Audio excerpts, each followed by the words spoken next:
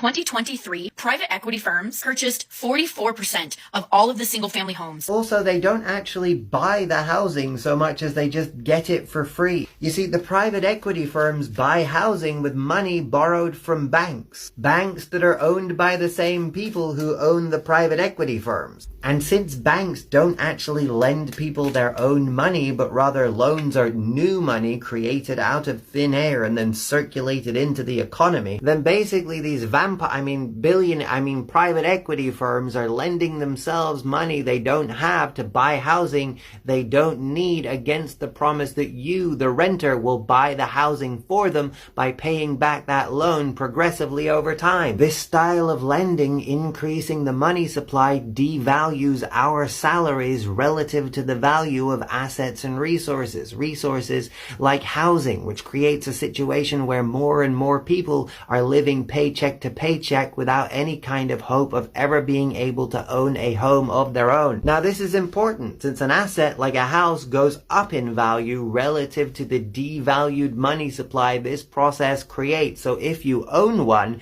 that means that you're somewhat insulated and protected from the inflation built into our system. That's essentially what the middle class is. People who can afford to own assets that appreciate in value over time, so they're not just constantly treading water, fighting to keep their head above the surface and prevent themselves from drowning.